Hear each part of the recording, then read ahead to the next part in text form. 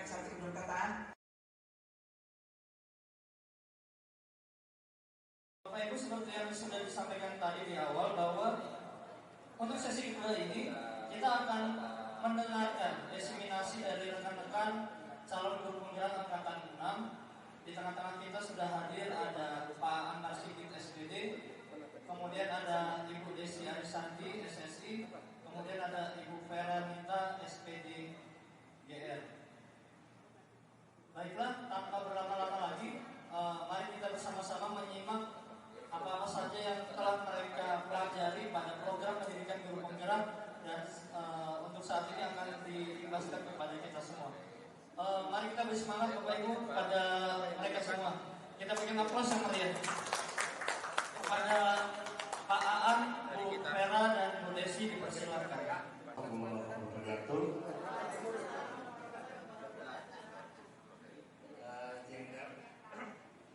Jika kami bertiga di sini sebenarnya kita berempat karena ada sesuatu hal yang satu tidak bisa kebetulan ada sakit panas tinggi harus berobat. Jadi jika kami hanya bertiga untuk menyampaikan oleh-oleh dalam bentuk pengibasan dalam program guru penggerak tentang budaya positif yang akan kita sampaikan. Kebetulan kami berempat dan yang hadir pada hari ini kita bertiga, kita akan menyampaikan tentang budaya positif yang kami peroleh melalui program guru penggerak kali ini. Baik, Bapak Ibu, kita sudah kenal semuanya. Dan saya Antar Sigit, rekan saya Ibu Vera dan Ibu Desi. Di sini yang pertama akan saya lakukan karena kami tim termasuk kebetulan dari sekolah kita ada 4 orang. Jadi kami tim untuk mengefisienkan waktu ya, efektif dan efisien waktu untuk melakukan pengibasan kali ini. Baik Bapak Ibu, di sini saya mencoba untuk menyampaikan disiplin positif dan nilai-nilai kebajikan universal. Baik Bapak Ibu ya, di sini disiplin ini kaitannya biasanya kaitan dengan program siswa BK, PA ya terutama. Kemudian dijelaskan dengan Bapak Ibu guru yang sering mengalami permasalahan pada anak didiknya. Nah, langkah apa sih sebenarnya yang perlu kita perhatikan? Di sini banyak sekali yang perlu kita ketahui Bapak Ibu, makanya kita perlu pembahasan untuk ulang lagi.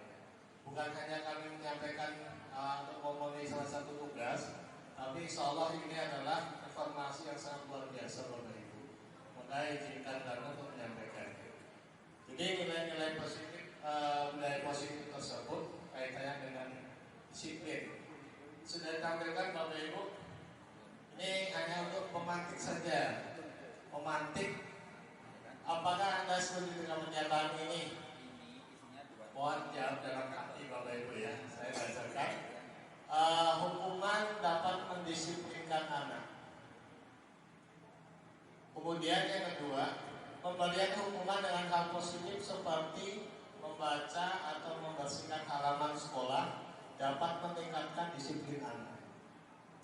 Kemudian yang ketiga, memberi penghargaan dapat meningkatkan motivasi belajar anak. Ketiga hal ini Bapak Ibu, ini mari kita renungkan Bapak Ibu, apakah yang sudah selama ini kita lakukan di pertanyaan ini sudah masuk dalam kategori ini. Nah, perubahan paradigma teori kontrol atau ilusi kontrol. Ini nanti akan dijelaskan lebih lanjut Bapak Ibu. Yang pertama ilusi guru kontrol murid. Kemudian ada juga ilusi bahwa kritik membuat orang merasa bersalah, dapat menguatkan karakter. Ilusi bahwa semua penguatan positif, efektif, dan bermanfaat. Ilusi bahwa orang dewasa memiliki hak untuk memaksa.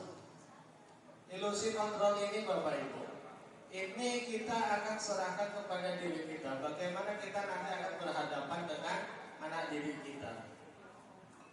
Apakah kita tergolong orang yang egois, suka menghukum dan selanjutnya dan seterusnya untuk mencapai tujuan kita? Nah, itu ya seperti itu Bapak Ibu ya. Next. Ilusi guru ini mengontrol murid. Nah, pada dasarnya Bapak Ibu ya, pada dasarnya kita dapat memaksa murid untuk berbuat sesuatu jikalau ya, murid tersebut memilih untuk tidak melakukannya. Walaupun tampaknya guru sedang mengontrol perilaku murid, hal demikian terjadi karena murid sedang mengizinkan dirinya dikontrol.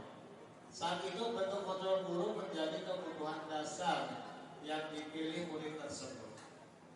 Kemudian teori kontrol menyatakan bahwa semua perilaku memiliki tujuan, bahkan terhadap perilaku yang tidak disukai. Ini kita sering jumpai ya Bapak Ibu ya di kelas ya. Jadi anak itu membolos, anak itu tidak mau mengerjakan PR, anak itu tidak mau mendengarkan guru. Pasti mereka akan mempunyai sebuah tujuan. Ya Bapak Ibu ya. Nah kemudian yang kedua Bapak Ibu, ilusi bahwa semua penguatan positif, efektif dan bermanfaat. Penguatan positif atau bujukan adalah bentuk kontrol. Segala usaha untuk mempengaruhi murid agar memulai suatu perilaku tertentu adalah suatu usaha untuk mengontrol murid tersebut dalam jangka waktu tertentu. Ilusi bahwa kritik dan membuat orang merasa bersalah dapat menguatkan karakter. Nah di sini menggunakan kritik dan rasa bersalah untuk mengontrol murid menuju pada identitas gagal. Mereka belajar untuk merasa buruk tentang diri mereka. Mereka mengembangkan dialog diri yang negatif dan kadang-kala sulit bagi guru untuk mengidentifikasi bahwa mereka sedang melakukan perilaku ini. Karena seringkali guru cukup menggunakan suara halus untuk menyampaikan pesan negatif. Jadi ilusi bahwa kritik buat orang merasa bersalah dan dapat menguatkan karakter. Ini kembali lagi ke guru Bapak Ibu. Jadi beberapa ilusi-ilusi yang perlu kita pahami secara bersama. Kemudian ilusi bahwa orang dewasa memiliki hak untuk memaksa. Jadi banyak orang dewasa yang percaya bahwa mereka memiliki tanggung jawab untuk membuat murid-murid berbuat hal-hal tertentu. Kita ini orang dewasa ya Bapak Ibu ya. Nah jadi kontrol itu ada pada diri kita. Selaku orang dewasa kita selalu guru. Apakah kita tidak sesuai dengan orang dewasa? Ya, apapun yang dilakukan dapat diterima. Kemudian selama ada sebuah pemajuan berdasarkan sebuah pengukuran kinerja.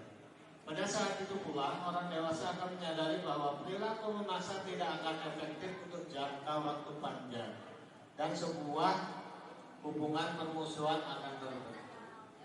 Ada kemerdekaan, disitulah ada disiplin yang kuat. Sungguh pun disiplin itu bersifat self-disiplin, yaitu kita sendiri yang mewajibkan kita dengan sekeras-kerasnya. Tetapi itu sama saja, sebab jikalau kita tidak cakap melakukan self-disiplin, wajiblah penguasa lain mendisiplinkan kita. Dan peraturan demikian itu kan harus ada dalam suasana yang merdeka. Jadi yang ditekankan masalah disiplin adalah kita sendiri, Bapak Ibu. Kita harus mendisiplinkan diri kita sendiri. Bukan masalah kebajikan yang dicapai oleh setiap anak Indonesia kita kenal dengan profil pelajar Pancasila, yaitu beriman, bertakwa pada Tuhan Yang Esa dan berakhlak mulia, mandiri, bernalar kritis, berkebinekaan global, bergotong royong, kreatif. Ini ya Bapak Ibu. Kontrol kita itu ada pada diri kita masing-masing. Tinggal posisi kita sebagai anggota. Dengan genggaman tangan yang saya ceritakan tadi, Bapak Ibu, orang itu tidak bisa dengan sembarangan membuka genggaman tangan kita, ataupun kita dengan mudahnya melepaskan genggaman tangan kita. Itu tergantung cara dan pandang ya Bapak Ibu diri kita masing-masing dalam mengontrolkan emosi kita untuk pendidikan ke depan. Baik, itu untuk mengantar di awal Bapak Ibu dalam pembahasan tentang budaya positif, tentang makna disiplin, nilai-nilai kebijakan secara universal. Selanjutnya ini karena nanti masih rentetan satu makna, Bapak Ibu kami bertim juga nanti bisa kita dengar lebih lanjut ya Bapak Ibu. kali ini. Terus selanjutnya nanti akan langsung disampaikan oleh Bu Desi. Ya, akan disambung oleh Bu Desi. Ini masih kelanjutannya dari apa yang saya sampaikan. Dan Bapak Ibu, saya tegaskan kembali, nilai-nilai kontrol itu sangat perlu sekali untuk kita. Bukalah paradigma baru diri kita, buka diri kita masing-masing. Bagaimana cara kita menangani anak didik kita itu, Bapak Ibu ya. Oke, selanjut supaya langsung nanti tidak miskom ya untuk pengertian di sini karena masih keterkaitan Bapak Ibu ya. Sambung langsung oleh Bu Desi Adisabimana, silakan. Bismillahirrahmanirrahim.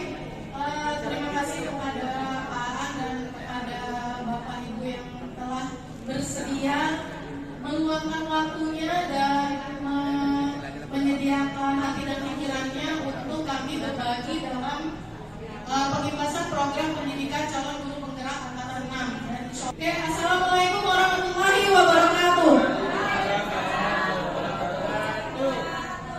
Baik, sepertinya memang jam-jam setelah makan siang itu biasanya kita obatnya itu adalah tidur. Jadi mohon izin untuk Bapak dan Ibu guru berdiri untuk menghilangkan rasa kantuk kita yang sudah gimana gitu. Jadi biar ya betul Bu, kita mau joget biar nggak ngantuk. Oke, mohon izin silakan Bapak Ibu berdiri. Kari bebek ya. Boleh. Nanti kita lihat. Saya akan joget dengan bawaan dari kampung ini. Pak bantu ya, bantu gerak.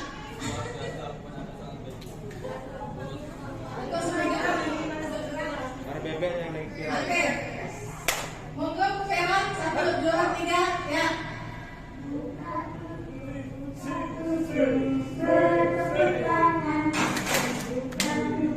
Buka tutup tangan di tiga kemah.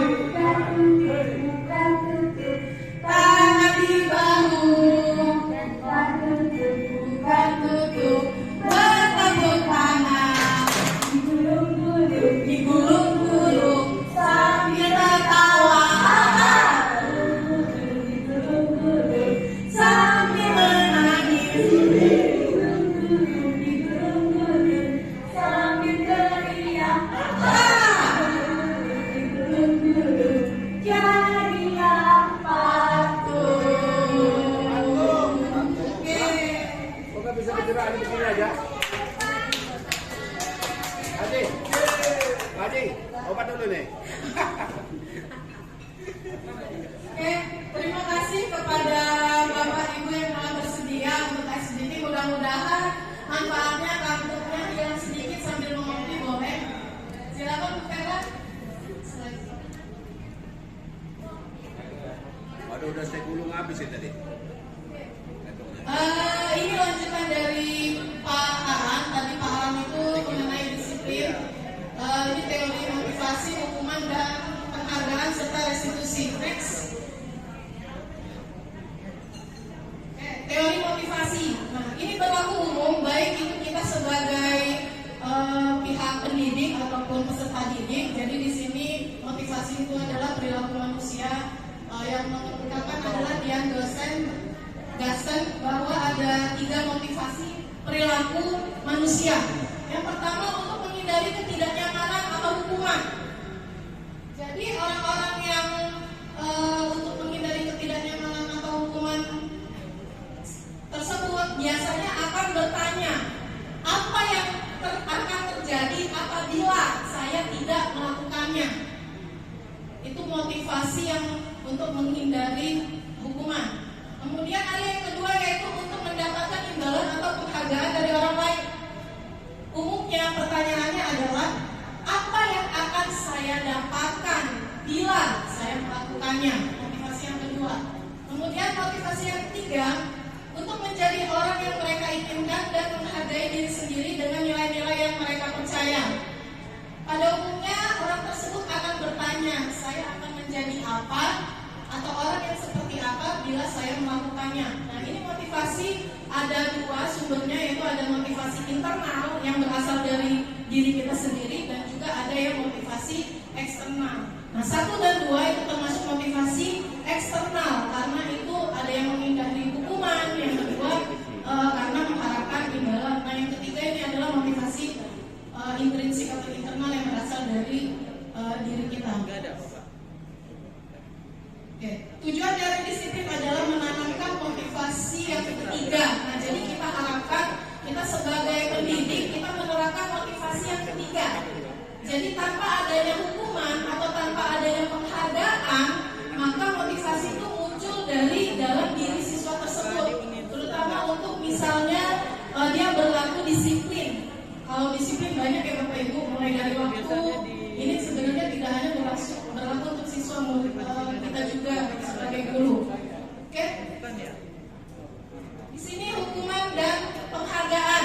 Menyambung dari materinya Pak Aan tadi tentang hukuman, apakah benar bahwa dengan hukuman siswa akan disiplin dalam menjalankan peraturan atau keyakinan kelas atau sekolah? Bila ada suatu pelanggaran, biasanya kita memberikan hukuman, biasanya atau minimal kita memberikan konsekuensi terhadap suatu pelanggaran. Nah, ini perbedaan hukuman dan konsekuensi. Hukuman itu sesuatu yang menyakitkan harus terjadi. Mungkin contohnya saya pernah menghukum siswa saya ketika telat masuk kelas.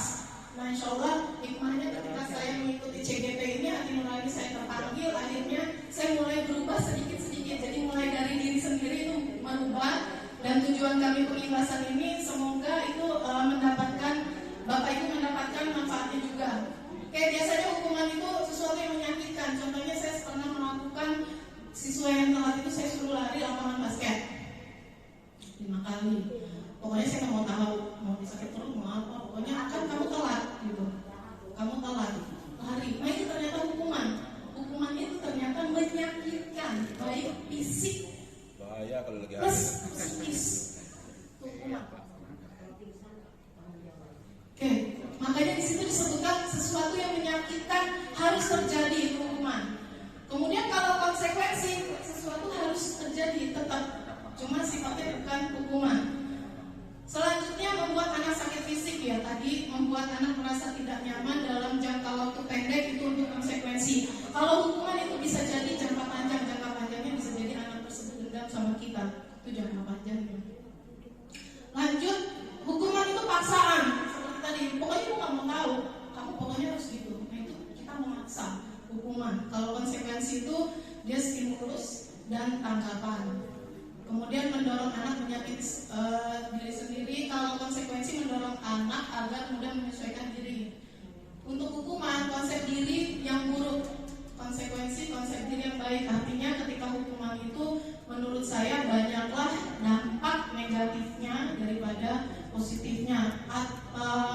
Walaupun itu hukuman positif sekalipun. Jadi lebih sebenarnya dampak negatif terutama psikis terhadap anak. Ya, di sini ada bukan soal sih sebenarnya kita. Saya mengajak Bapak Ibu, di sini ada tindakan burung. Kita menentukan apakah dia termasuk hukuman atau konsekuensi.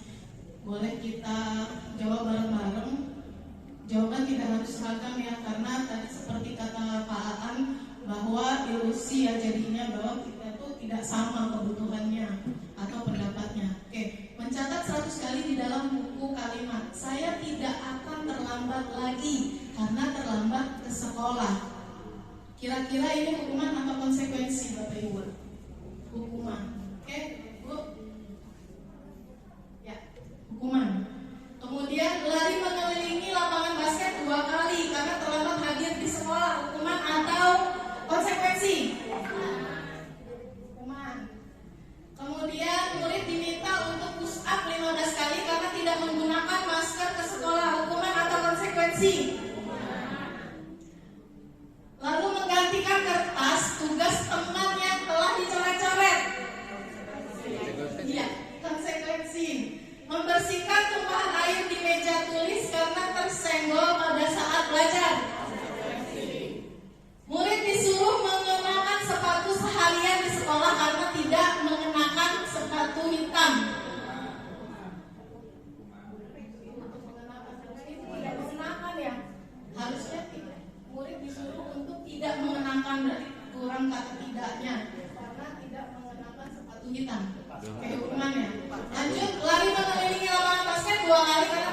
10 menit untuk pelajaran PJOK.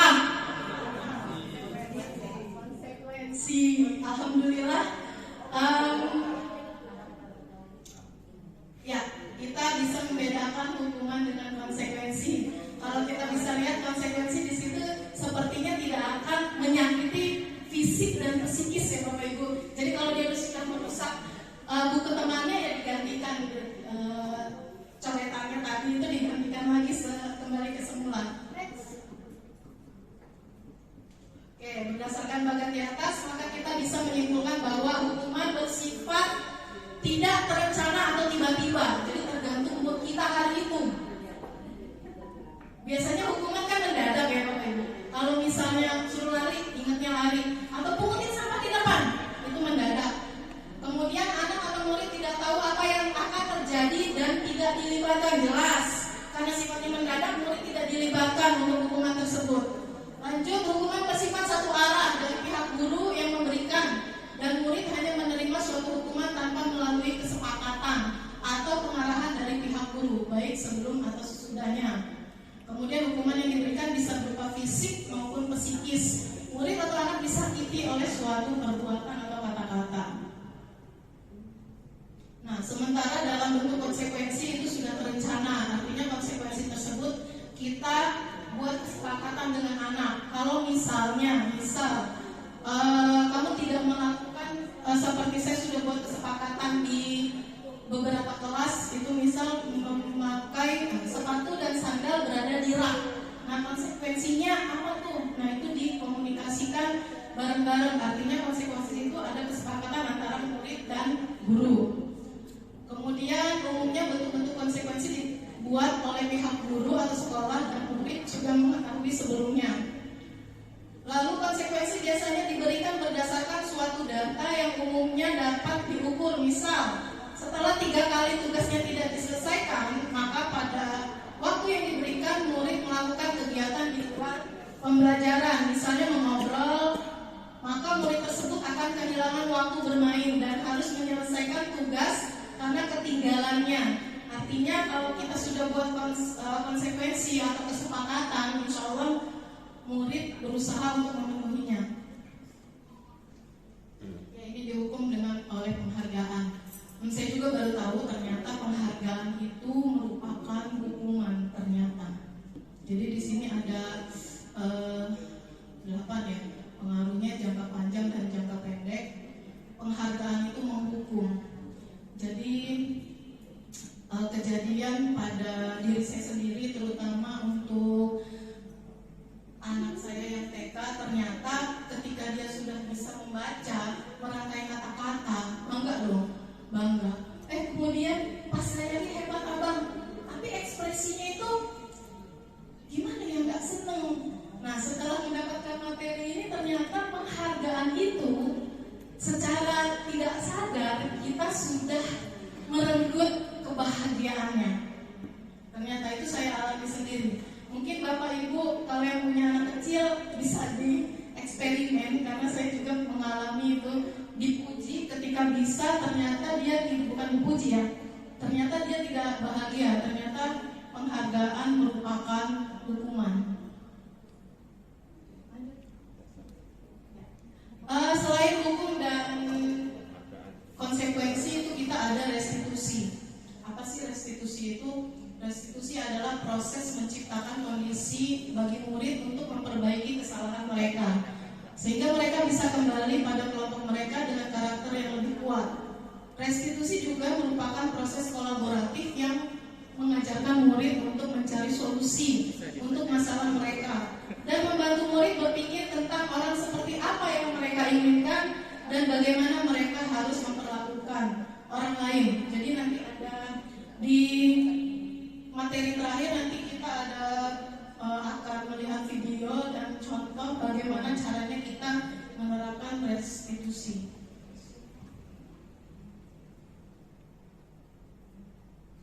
Nah, di sini ada perbedaannya antara hukuman, konsekuensi, dan restitusi. Di bagian murid atau anak akan tersakiti itu hukuman. Konsekuensi, murid atau anak dibuat tidak nyaman. Sedangkan restitusi itu murid anak dapat mendapatkan penguatan. Contohnya kami juga di sini disuruh ada bukti fisik tentang restitusi, bagaimana caranya melakukan restitusi di kelas binaan kita. Lebih tepatnya nanti Bu Vera yang menyampaikan. Jadi karena kita kolaborasi, jadi kami membagi-bagi materi yang disampaikan. Next. Ya, ini 9 ciri-ciri restitusi. Jadi restitusi itu bukan untuk menebus kesalahan, namun untuk belajar dari kesalahan. Kemudian memperbaiki hubungan, tawaran bukan paksaan. Restitusi menuntun untuk melihat ke dalam diri. Kemudian restitusi mencari kebutuhan dasar yang mendasari tindakan. Nah, ini yang perlu digarisbawahi bahwa setiap orang atau setiap anak atau setiap peserta didik ketika dia melakukan tindakan itu ternyata ada alasan yang mendasari bahwa anak tersebut, saya punya alasan melakukan itu. Oke, nanti kita bahas di materi selanjutnya. Lanjut. Terakhir, restitusi mengembalikan murid yang berbuat salah pada kelompoknya. Setelah dibina, itu nanti dia kembali ke kelompoknya dengan karakter yang lebih kuat lagi. Ya. Ki Hajar Dewantara menjelaskan bahwa tujuan pendidikan yaitu menuntun segala kodrat yang ada pada anak-anak agar mereka dapat mencapai keselamatan dan kebahagiaan yang setinggi-tingginya, baik sebagai manusia maupun sebagai anggota masyarakat. Oleh sebab itu, pendidik itu hanya menuntun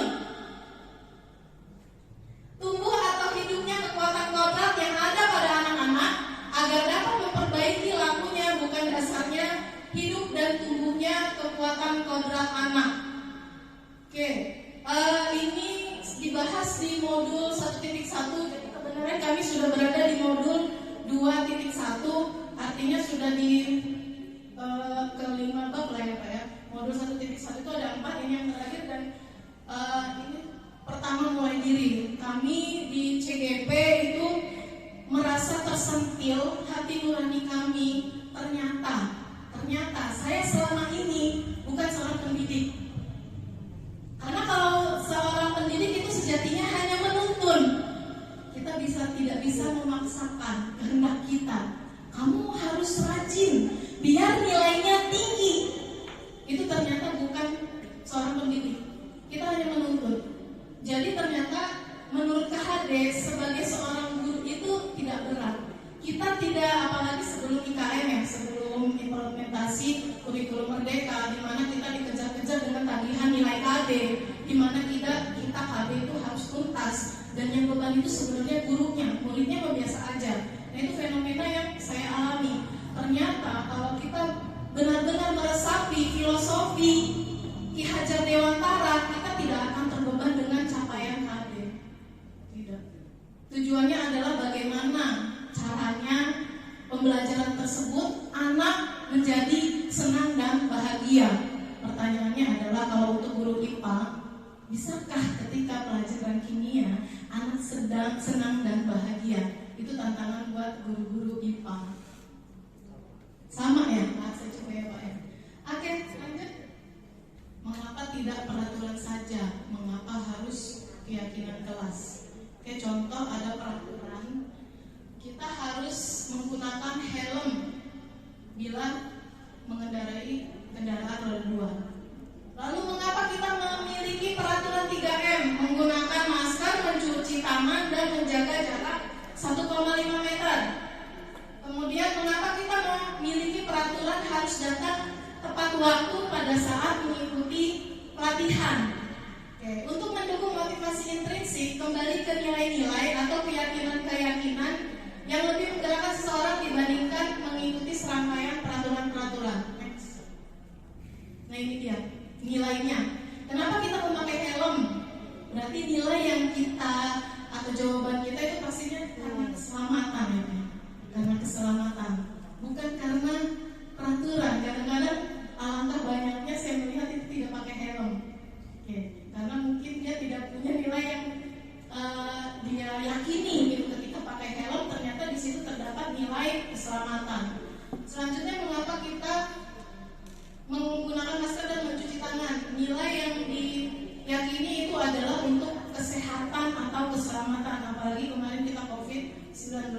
keselamatan pun masuk di situ faktornya, ada nilainya. Kayak nilai keselamatan atau kesehatan inilah yang kita sebut sebagai suatu keyakinan. Jadi bukan peraturan, tapi keyakinan. Yaitu nilai-nilai kebajikan universal yang disepakati secara tersirat dan tersurat, lepas dari latar belakang suku, negara, bahasa maupun agama.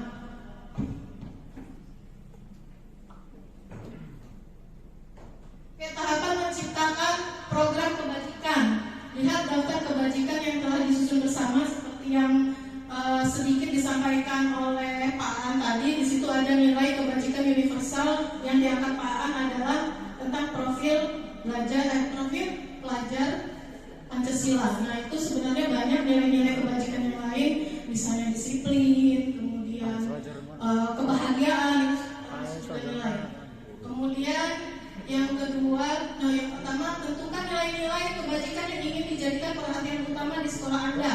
Artinya terdapat curah pendapat dalam kelompok. Contoh, saya sudah mengaplikasikannya, membuat kesepakatan kelas di mana masing-masing anak itu, kalau saya bilang silakan curhat, maunya kamu gimana untuk menciptakan keadaan kelas yang kondusif, yang nyaman, yang membuat kamu senang dan bahagia berada di dalam kelas. Akhirnya dibuatlah sticky note atau beberapa menulis di papan tulis, kemudian nanti bisa dibahasakan menjadi bahasa yang positif. Jadi kita menghindari untuk menggunakan kata tidak atau jangan, karena itu merupakan kalimat negatif. Kemudian yang kedua, sempurnakan beberapa daftar nilai kebajikan yang utama, bahas kembali dalam kelompok utama. Lanjut, terakhir, buat poster atau muat di sosmed keyakinan sekolah atas Anda. Nah, ini yang belum, tapi sebenarnya udah suruh dibuat ya, di karton gitu, ditulis kesepakatan kelas kita. Lanjut. Ya, pembentukan keyakinan sekolah atau kelas. Keyakinan kelas bersifat lebih abstrak daripada peraturan yang lebih rinci dan konkret. Kemudian semua warga kelas hendaknya ikut berkontribusi dalam pembuatan keyakinan kelas lewat kegiatan curah pendapat. Artinya masing-masing siswa itu berhak untuk mencurahkan pendapatnya. Selanjutnya, bersedia meninjau kembali keyakinan kelas dari waktu ke waktu. Ya, prosedur pembentukan keyakinan kelas. Mempersilakan warga sekolah atau murid-murid di sekolah bercurah pendapat. Yang kedua, mencatat semua masukan-masukan murid. Yang ketiga, menyusun keyakinan kelas sesuai prosedur pembentukan keyakinan kelas. Oke, kalimat negatif, contoh, jangan berlari di kelas atau koridor. Ada kata jangan.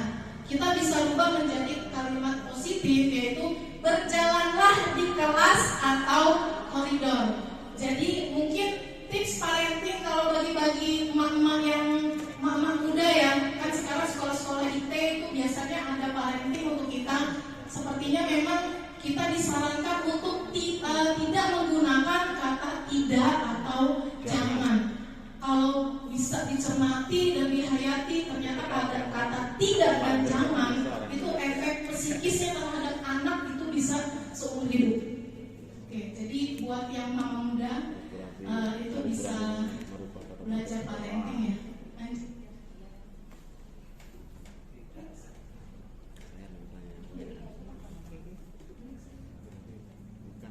Ini contoh-contoh keyakinan kelas yang ada di modul. Oke, itu yang kelas 1, kemudian kelas 5. Terbaca nggak, Bu Retno di belakang? Tidak ya? Untuk yang kelas 7 aja, Bu Vera digedein bisa nggak? Dibesarin, dikontrol. Satu aja kita tinggal.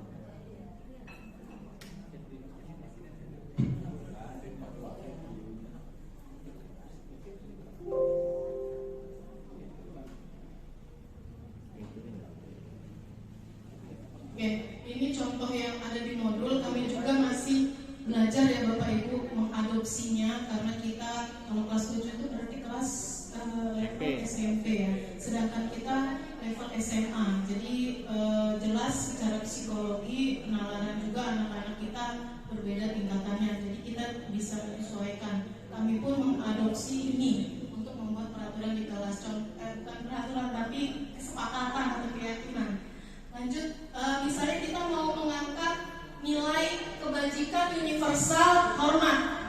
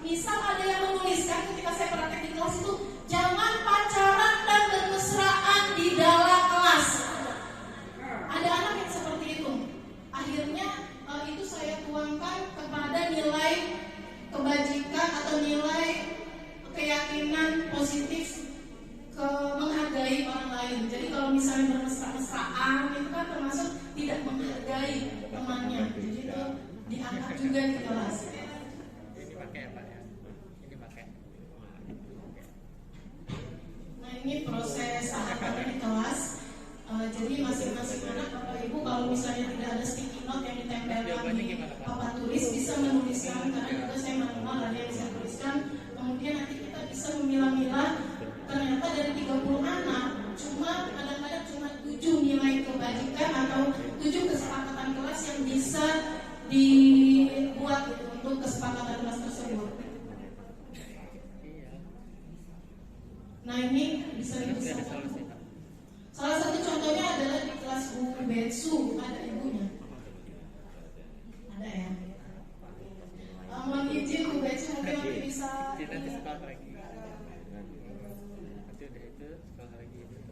Oke, di kelas 12 IPA 5 itu salah satu contohnya. Nanti mungkin PA-nya bisa meneruskan ke anaknya, bisa dibuat di karton, kemudian dipampang di kelasnya, sehingga masing-masing siswa itu bisa mengingat, oh kesepakatan yang kita sudah buat ada loh. Misal disiplin waktu, sebenarnya ini masalah klasikal sebenarnya. Bahkan kok makin kesini makin gimana gitu ya, mungkin kita semuanya mengalami, tapi kita tidak bosan-bosannya karena kembali lagi ke filosofi Ki Hajar Dewantara bahwa kita hanya menuntun. Jadi kita jangan bosan-bosan mengingatkan anak didik kita. Kemudian ini ada yang menghargai barang orang lain dan mengembalikan barang yang dipinjam. Artinya mereka tidak usah teriak-teriak lagi di kelas, balikin woy, mana pena gua, itu tidak usah. Karena mereka ingat kesepakatan kelas kita menghargai barang milik orang lain. Dan insya Allah itu sudah saya berusaha terapkan. Insya Allah itu untuk sejauh ini berjalan dan mereka tidak lagi untuk mengingatkan temannya berteriak-teriak yang biasanya kan suaranya itu seperti berapa oktav ya Bu Rio ya kalau di paduan suara itu.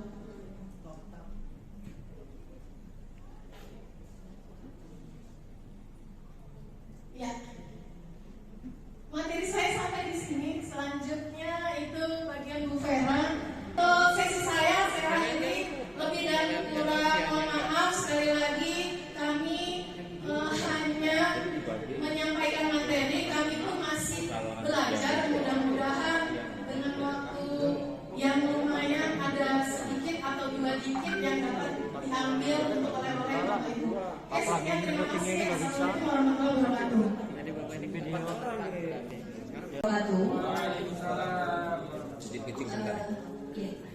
Baik, sebelum saya mulai mohon izin Bapak dan Ibu, kami berdiri di sini di depan sini karena bukan lebih, tapi karena kami sedang mengikuti program pendidikan guru penggerak. Nah, yang kami harapkan kehadiran kita di sini supaya tidak sia-sia. Harapan kami bukan hanya kami untuk memenuhi tugas, tetapi kita semua sama-sama itu. Jika nanti kita jenuh, ketika saya sampaikan halo, maka kita semua menjawab hai. Padahal dia jawab. Yang lain kalau suaranya. Oke, kita masuk ke kebutuhan dasar manusia dan dunia berkualitas.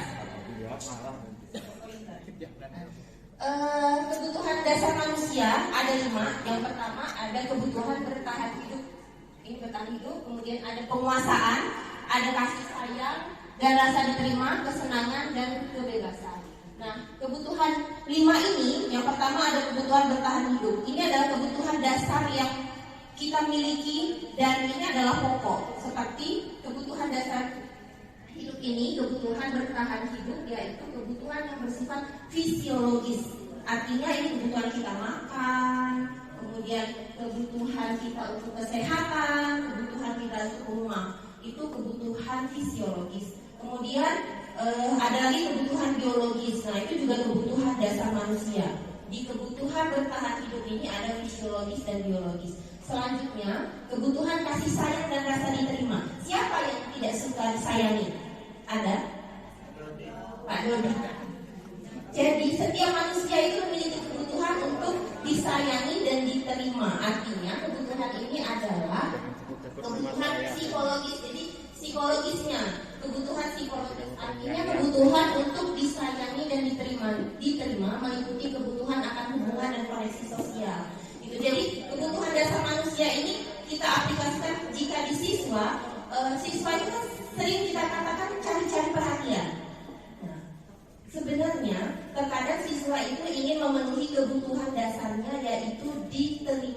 disayangi. Kemudian kebutuhan yang ketiga yaitu penguasaan. Kebutuhan ini berhubungan dengan kekuatan untuk mencapai sesuatu. Jadi ketika kita sudah menguasai sesuatu, maka kita akan puas. Kita merasa kebutuhan dasar kita telah terpenuhi. Yang keempat, kebutuhan kebebasan.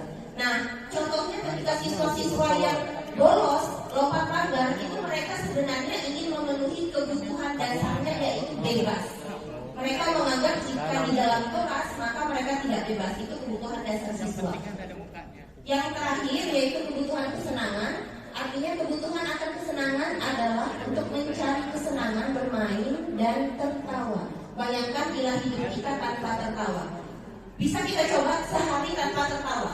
Selanjutnya, nah konsep 5 kebutuhan dasar manusia ini tidak hanya berlaku bagi anak atau murid, namun juga bagi manusia dewasa, dalam hal ini tenaga pendidik.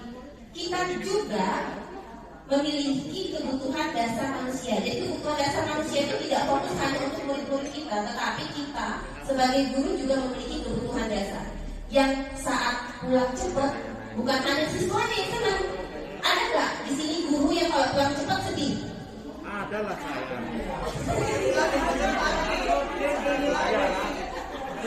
Iya, mungkin mohon maaf saya salah. Jadi hanya saya yang ketika pulang cepat itu merasa senang. Karena kebutuhan dasar saya adalah kesenangan dan kebebasan. Jadi kebutuhan dasar manusia itu biasanya berbeda-beda yang ada di tingkat paling atas. Ada yang kebutuhan dasar yang paling tingginya itu bertahan hidup. Ada kebutuhan yang paling tingginya itu kesenangan. Ada kebutuhan yang paling tingginya itu penguasaan. Tetapi secara umum kebutuhan dasar manusia itu ada 5 ini. Kemudian selanjutnya ada dunia berkualitas. Ini nanti akan saya coba jelaskan sekalian posisi kontrol guru. Dunia berkualitas itu adalah tempat khusus dalam pikiran kita di mana tempat menyimpan gambaran representatif dari semua yang Anda inginkan. Jadi di dunia berkualitas itu ada orang atau tempat atau nilai-nilai dan kepercayaan yang penting bagi Anda termasuk di sana.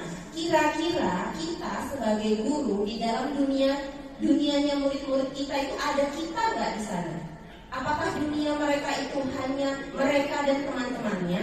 Atau dunia mereka itu ada mereka, ada temannya, ada gurunya, ada orang tuanya.